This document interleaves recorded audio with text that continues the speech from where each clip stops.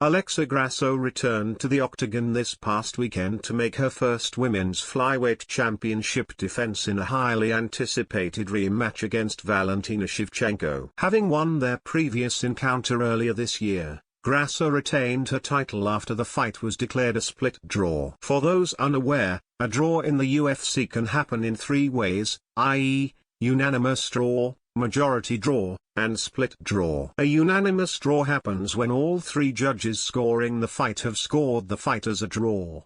A majority draw happens when one judge has scored the fight in favor of a fighter while the other two have scored the fight as a draw.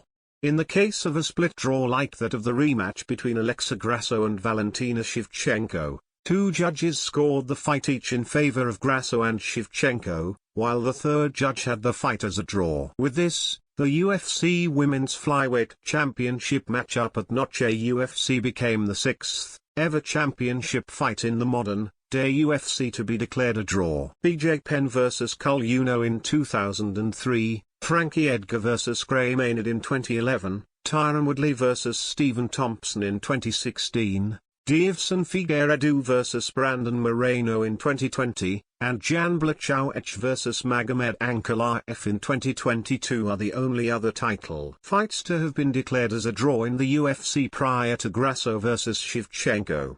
The rather controversial result of the rematch between Alexa Grasso and Valentina Shevchenko has laid the perfect foundation for a trilogy fight between the two.